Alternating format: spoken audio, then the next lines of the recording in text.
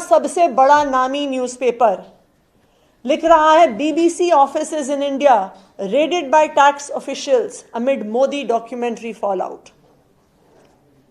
Washington Post लिख रहा है, India raids BBC offices on tax charges after critical Modi documentary.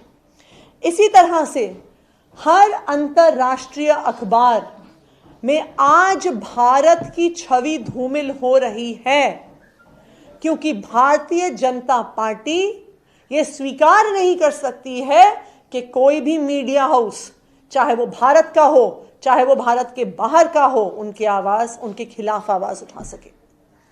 लेकिन आज मैं भारतीय जनता पार्टी को ये कहना चाहूंगी कि पूरी दुनिया का इतिहास सिर्फ एक चीज दिखाता है कि आप कुछ समय तक कुछ लोगों को दबा सकते हैं, उनकी आवाज को दबा सकते हैं, लेकिन पूरी दुनिया का इतिहास ये दिखाता है कि आप हमेशा हर व्यक्ति की आवाज को नहीं दबा सकते हैं।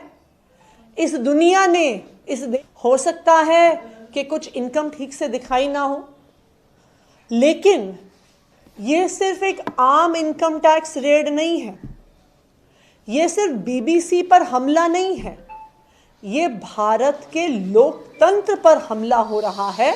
आज जिस तरह से बीबीसी पर इनकम टैक्स की रेड हुई है, हम गर्व से कहते हैं कि भारत एक लोकतंत्र है, और जब हम किसी लोकतंत्र की बात करते हैं तो लोकतंत्र में कई स्तंभ होते हैं जो मिलकर किसी भी देश को लोकतंत्र बनाते हैं।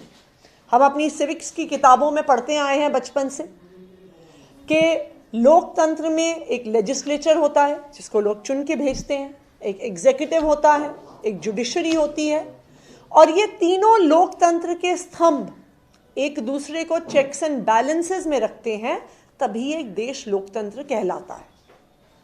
लेकिन जो सबसे महत्वपूर्ण स्तंभ किसी भी लोकतंत्र का होता है वो लोकतंत्र का चौथा स्तंभ यानी कि मीडिया। मीडिया लोकतंत्र का सबसे महत्वपूर्ण स्तंभ इसलिए होता है क्योंकि वो इंडिपेंडेंट होता है, क्योंकि वो स्वतंत्र होता है। लोकतंत्र में चाहे आपका लेजिस्लेचर, आपके चुने हुए प्रतिनिधि कोई गलती करें तो मीडिया उस पर आवाज उठा सकता है। आपका एग्जीक्यूटिव, आपकी अफसरशाही कोई गलती करे, मीडिया उस पर आवाज उठा सकता है। अगर कोर्ट तक ने कोई ऐसा डिसीजन लिया जो ठीक नहीं है, मीडिया उस पर आवाज उठा सकता है। इसलिए एक इंडिपेंडेंट मीडिया को, एक स्वतंत्र मीडिया को लोकतंत्र का सबसे महत्वपूर्ण स्तंभ माना जाता है। लेकिन आज जिस तरह से बीबीसी पर इनकम टैक्स की रेड हुई है, यह दिखा रहा है कि आज भारतीय जनता पार्टी शासित केंद्र सरकार लोकतंत्र के इस चौथे स्तंभ पर हमला कर रही है। आखिर क्यों हुई रेड बीबीसी पर?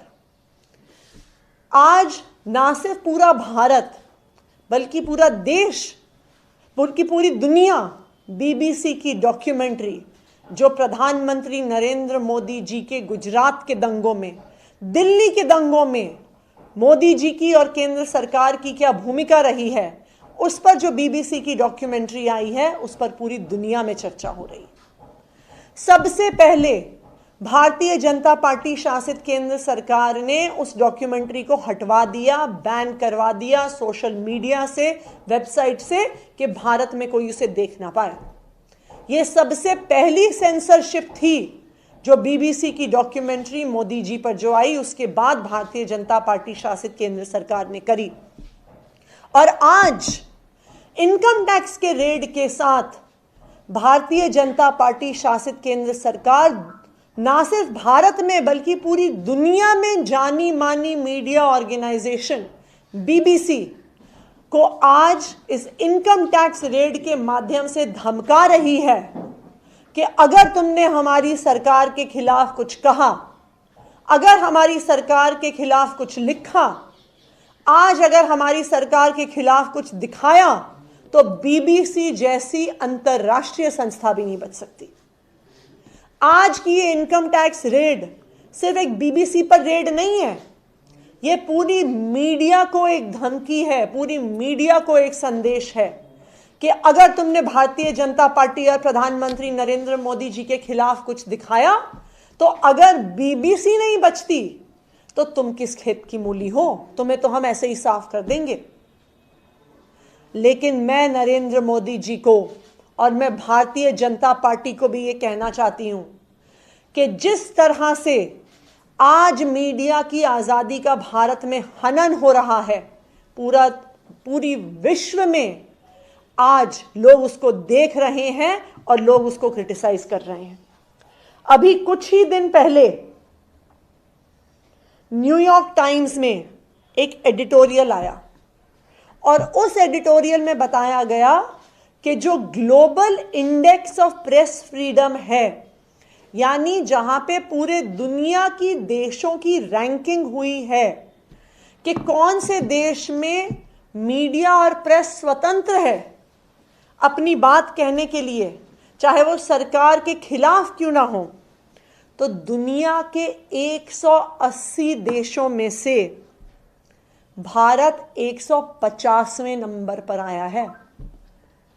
और उस इंडेक्स में भारत के नीचे तकरीबन सारे वो देश हैं जहां पर लोकतंत्र नाम की कोई चीज नहीं है, जहां पे अथॉरिटेरियन डिक्टेटरशिप बिना चुनाव की सरकारें चलती हैं।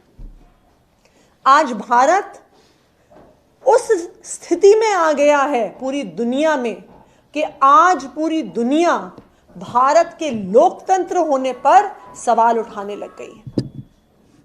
मैं भारतीय जनता पार्टी से यह भी पूछना चाहूंगी कि आप भारत की क्या इमेज पूरी दुनिया के सामने रख रहे हैं?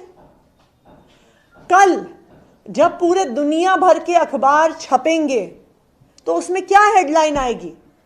उसमें यह हेडलाइन आएगी कि भारत की सरकार ने एक अंतरराष्ट्रीय मीडिया एजेंसी को डराने की कोशिश की, धमकाने की कोशिश की, क्योंकि उन्होंने उनकी सरकार के खिलाफ कुछ लिखा।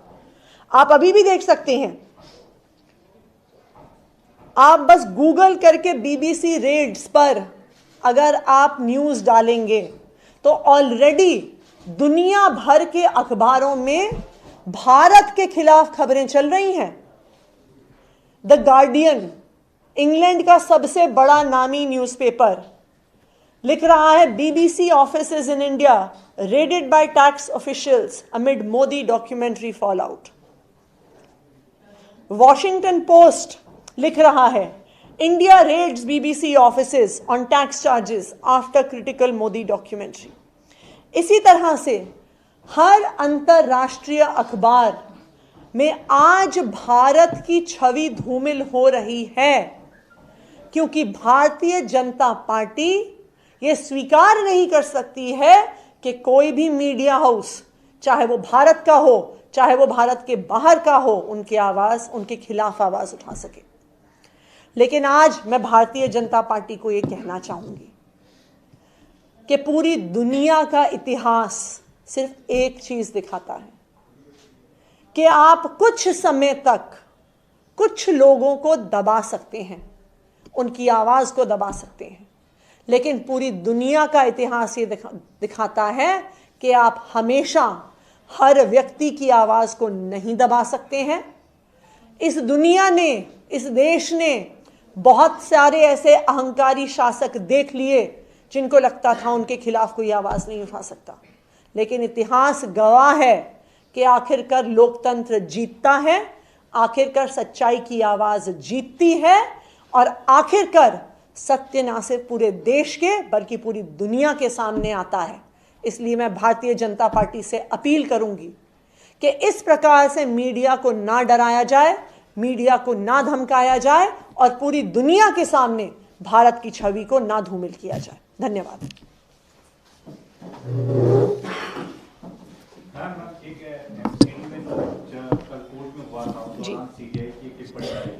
उन्होंने कहा है कि जो एल्डरमैन को वोटिंग राइट दिया गया है वो किसी संविधान से कहा नहीं आ कि इस पर सुनवाई 17 तारीख को होनी है। ये बड़ी टिप्पणी आप किस तरीके से देख रही हैं? देखिए, पहले दिन से जब से मेयर के चुनाव पे विवाद हुआ है, आम आदमी पार्टी ने बार बार इस मुद्दे को उठाया है और स्पष्ट रूप से सारे लीगल डॉक्यूमेंट्स को मीडिया के सामने, प्रिजाइडिंग ऑफिसर के सामने रखा है। चाहे वो भारत का संविधान का सेक्शन 243R हो, जो कहता है कि नॉमिनेटेड मेंबर्स को पूरे देश में कहीं पे वोट डालने का अधिकार नहीं है, चाहे वो DMC एक्ट हो जो सेक्शन 322 में ये कहता है कि नॉमिनेटेड मेंबर्स वोट नहीं डाल सकते, चाहे कॉन्डक्ट ऑफ MCD बिजनेस हो जिसमें ये स्पष्ट लिखा है कि नॉमिनेटेड मेंबर्स वोट नहीं डाल सकते। तो ये संवैधानिक और कानूनी पोजीशन जो है ये बिल्कुल स्पष्ट है और इसी बात को कल CGI ने रीआइटरेट किया। उन्होंने भी यही ऑब्जर्वेशन दिया कोर्ट में कि ये तो इस्टेब्लिश्ड कॉन्स्टिट्यूशनल फैक्ट है कि नॉमिनेटेड मेंबर्स वोट नहीं डाल सकते। और ना सिर्फ चीफ जस्टिस ने बल्कि जस्टिस नरसिम्हन भी, जो उस बेंच में बैठे थे, उन्होंने भी इस बात से कॉन्कर किया।